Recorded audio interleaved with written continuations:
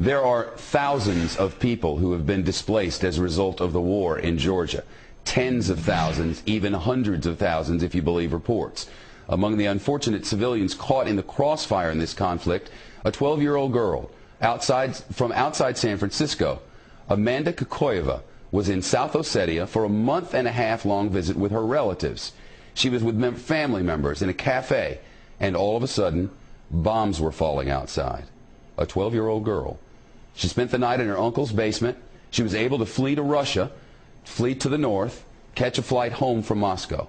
With us now, Amanda Kokoyeva and her aunt Laura, live with us from our San Francisco bureau.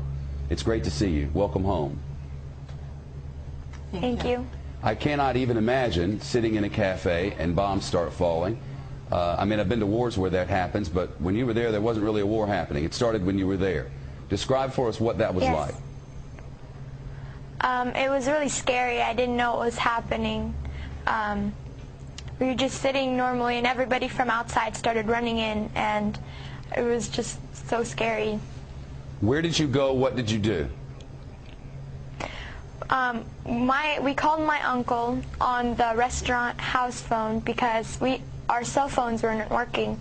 And so we called him, and he came to pick us up and drove us to his house. We ended up spending the night in the basement. Were there bombs falling all the while? I didn't see any. But before I say anything else, I just want to say that I was running from Georgian troops bombing our city, not Russian troops. I want to say thank you to the Russian troops that were helping us out. Where is your family now, and how are they? Some of my cousins, aunts, and uncles are in North Ossetia right now, and they are safe. But my grandma and some of my aunts and uncles are still back there, and I don't know. We don't have any contact with them. I don't know if they're alive or anything. Wow, I know your aunt is with you.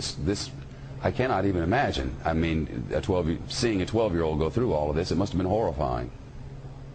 Yeah, it was horrifying for all of us, and main thing I wanted to say on the television, I want you to know to whom to blame in this conflict.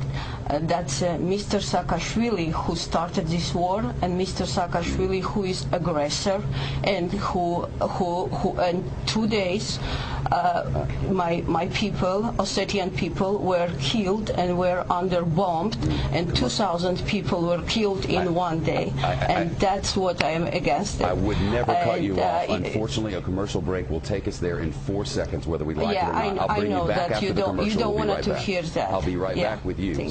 Stay by. Back with us from San Francisco. This program ends in less than a minute, but I want to give you 30 seconds to complete your thought. So go ahead. Yes, my house is burned in South Ossetia, where I lived, and we can blame only one person and Georgian government. I'm not blaming Georgian people. I'm blaming Georgian government, and he has to resign. Well, that's certainly what the Russians want. If I had more time, you would get it, but I have but 5 seconds. Thank you both.